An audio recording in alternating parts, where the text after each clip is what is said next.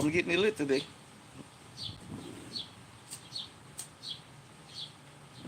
Hold on. Technical difficulties.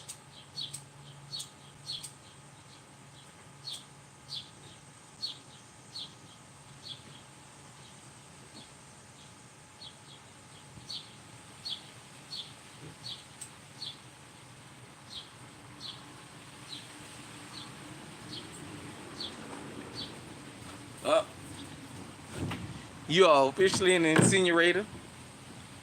Welcome to Incense and Common Sense, the live streams that we do here on the Alert Zone TV. Shout out to everybody because this is a worldwide movement, and this is the outside edition. I decided to go ahead and live stream outside. Welcome to Midday Mania, everybody. As you come in, make sure you give the video a like, share, all that good stuff if you're new to the Alert Zone TV. I'm sitting out here. I got the SD9 next to me. You know, I can't show it on the live stream. At the house right now. We'll be doing some lawn work in a little bit. So, you know, that's one of the power tools I like to keep on me. Give everybody a couple minutes to get in. Hope everybody having a good Saturday. We're a few minutes late. Had a couple things going on. I apologize for that. Shout out to Sci-Fair Football. Shout out to all the Houstonians that's members of the Alert Zone TV. And shout out to everybody. This is a worldwide movement, definitely. So, like I said, hit that like button as you come in. By the way, going forward, I like to see people drop what state you're listening from. You don't have to give the city. Or you can let us know what city you listening in from. If you're tuning in from a foreign country, this goes for the live streams, or if you catch it on the replay, or the posted videos that you guys and girls might see. Just let me know where y'all watch it in from. Lazy, what's going on? Hi.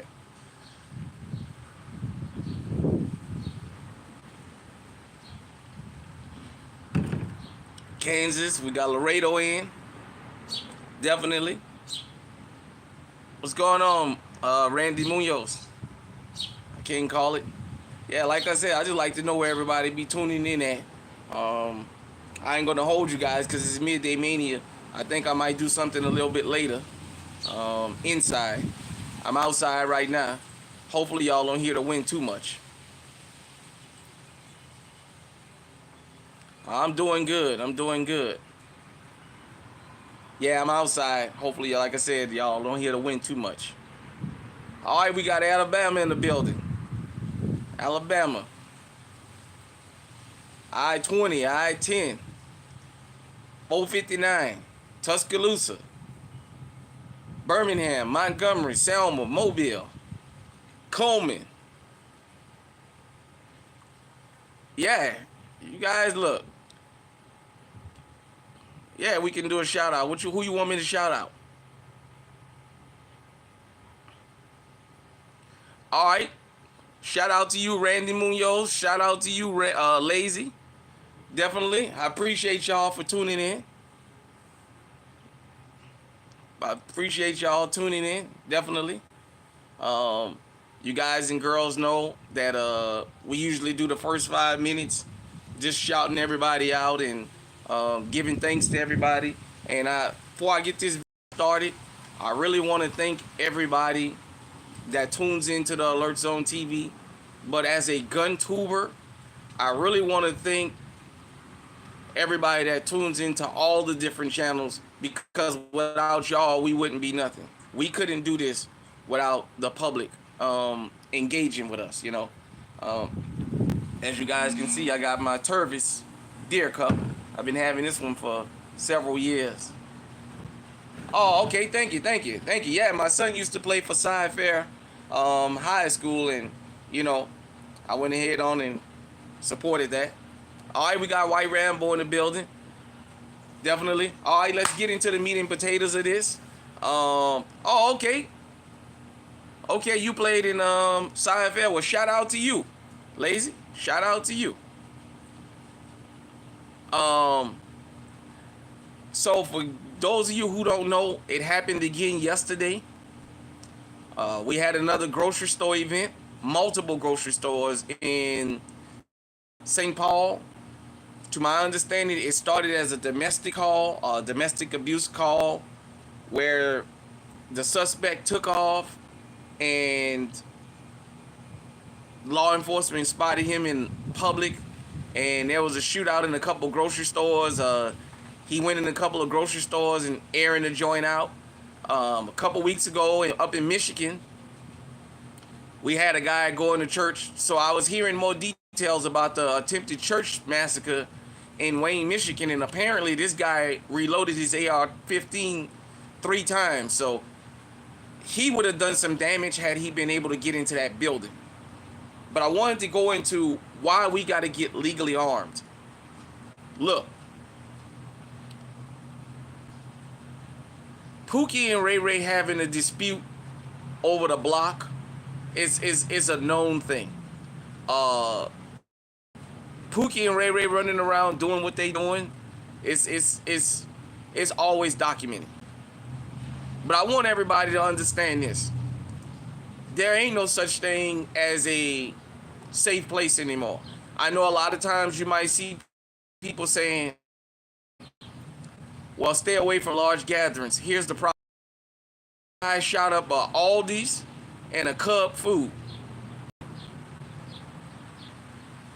Do you know the most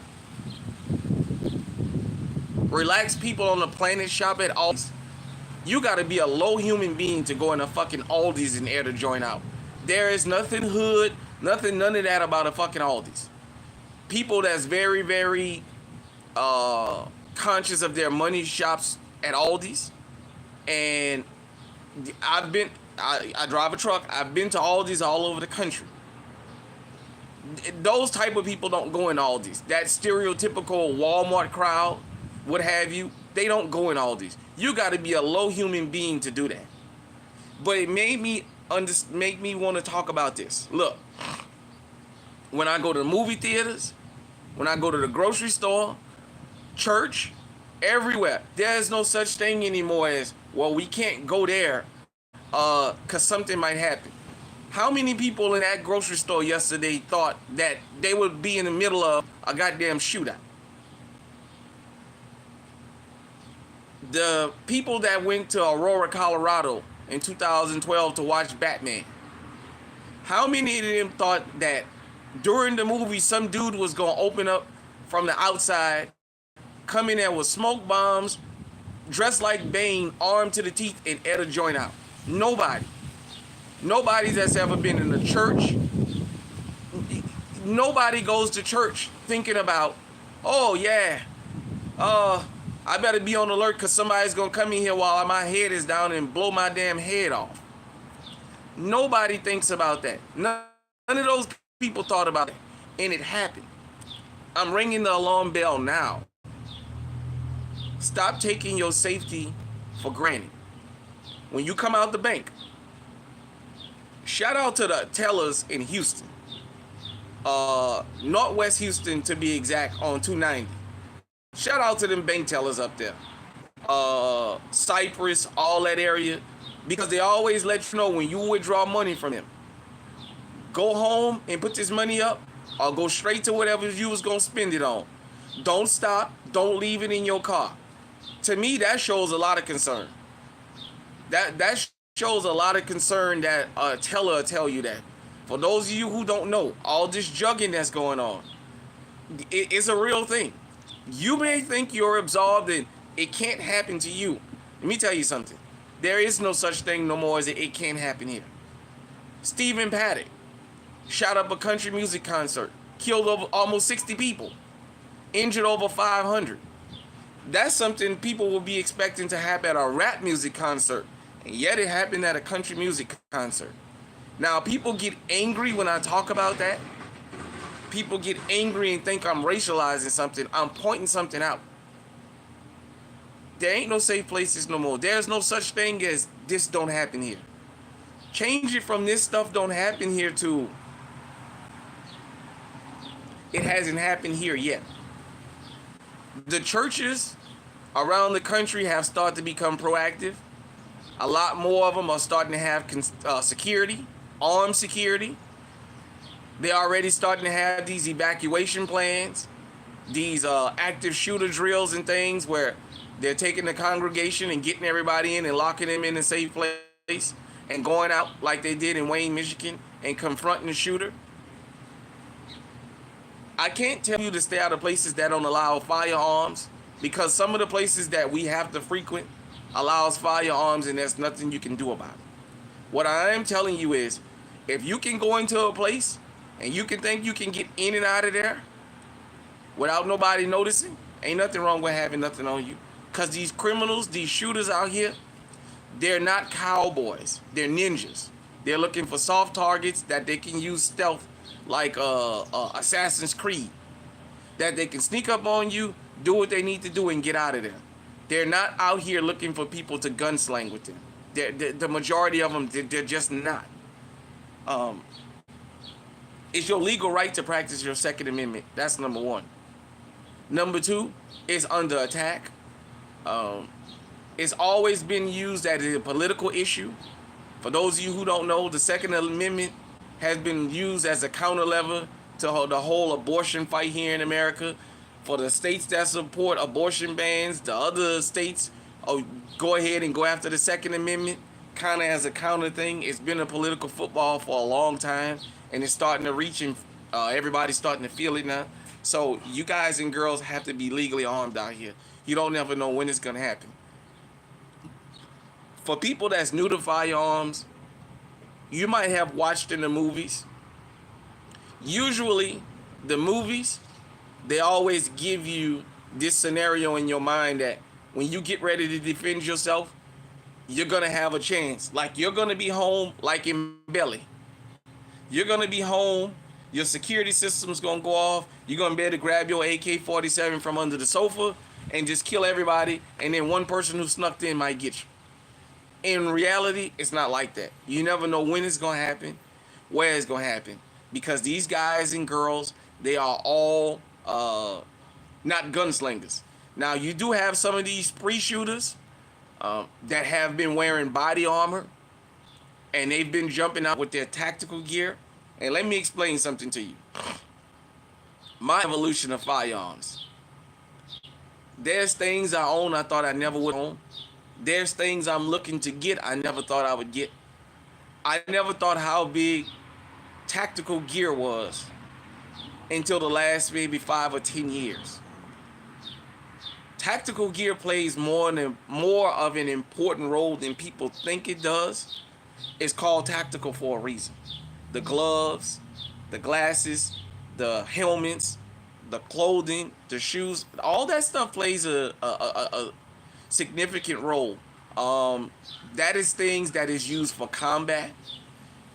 I always tell people, you should consider taking your firearms out when it's raining or when it's extremely cold and figure out, can you fire those firearms? You should learn more about your firearms in extreme weather, because you never know what's going to happen. For the winter time, criminality slows down in the winter, but it doesn't stop. It just morphs in it. There's still home invasions in the winter. There's still carjackings. There's still everything. It slows down a little bit, but it does not stop. So I want everybody to keep that in mind. I also want you to keep in mind, when you legally arm, the laws when you're traveling across state lines. It is very, very, very, very important that you understand, when you're going from one state to another, what the other state's laws are and what kind of firearms do you have that may be in violation. For instance, I live in Iowa. The neighboring state is Illinois to the east, Minnesota to the north, South Dakota to the northwest, Nebraska to the west, Missouri to the south. Of all the states I just named, Minnesota does not recognize my concealed carry permit. Illinois has already deemed several of the firearms that I have as being illegal. So anytime I'm going to go across state lines, I have to have something that is compliant. This is my advice. carry what you want. I think everybody, even if you live in a free state, all right, Branson, Missouri in the house. Even if you live in a free state, I think everybody should own at least 1 or 2 firearms that's 10 rounds or less, just in case you have to travel. I have several firearms that's 10 rounds or less. Couple 1911s. Big Ugly, my SR-45 is 10 rounds. My PK-380, my Walter, I carried that for years. That's less than 10 rounds. I trust my life with it because it's never jammed on me. So I trust my life with it. But with that being said, just in case, sorry everybody, I hope y'all can still hear me. Just in case you ever decide to travel, make sure you have something that is compliant. California has given a little bit. We haven't broke them fully. Now they've made it where if you're a member of 4 different gun organizations out there, you can apply for out-of-state permit. We want it to where it don't matter. You don't have to be a member of an organization. As long as you're able to be legally armed, you can apply for out-of-state permit. I'm going to spend the next couple months trying to make sure I can be legally armed in all 50 states. California and New York is going to be the challenge. Shout out to Dr. T because she gave some good advice. She said that if you can get Utah, more than likely you can get New York. So I'm going to see about Utah because on my reciprocity list, Utah recognizes me.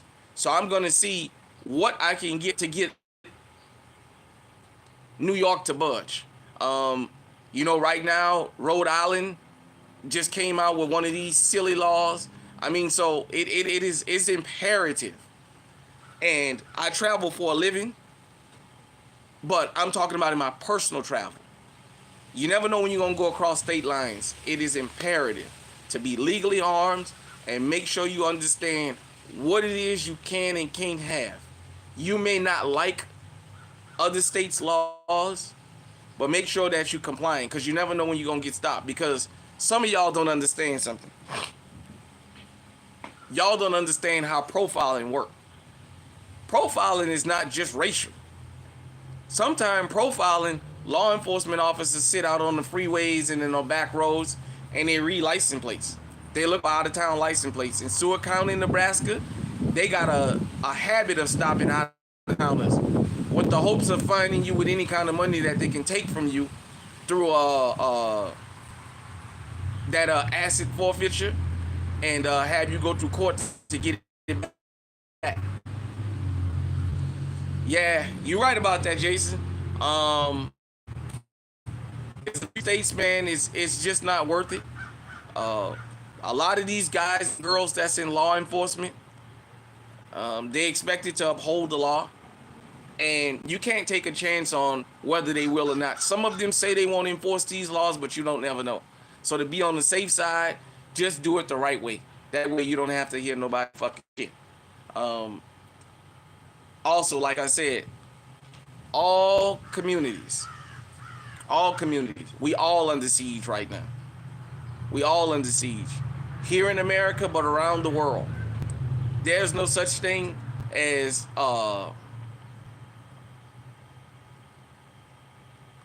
really a safe place. Even in your house, you have to be armed and you have to assume that anything can jump off at any time. Even something as simple as sitting on the porch is not that simple anymore. You never know what's going to be going on out here. So you got to be legally armed. You got to make sure you follow the law. And, I appreciate you coming back, Lazy. I hope you subscribe. I appreciate you tuning in and hitting in the comment section and stuff. I appreciate everybody that will watch these videos. Whether we get 1 million views or not. Eventually, the word is going to get out and people going to start tuning in more. So, I just had to do MidDay Mania today. Like I said, I'm sorry that I'm late. I usually like to be 12 o'clock prompt, but I had something else going on. For everybody out there, I just want y'all to be safe, and I want y'all to understand something. The grocery store and the churches are starting to become killing fields. Appreciate you, Jason. I appreciate you always support me, man. Definitely. I'm gonna be coming to visit your channel here pretty soon. I just kind of got some things straightened out, so trying to make more time. But I'm not gonna hold you guys up no longer. I just wanted to let everybody know why we got to be legally armed, and make y'all understand. When you go to church, you go to these grocery stores, you go to all these places. Yeah, we'll get together. Yeah, we'll definitely do us some live streams together. Like I told you guys and girls, I'm still working on this stream y'all thing, but getting it set up where I can put the links in, and then I got a list of interviews and stuff that I'm gonna get done. So we definitely gonna be reaching out to everybody.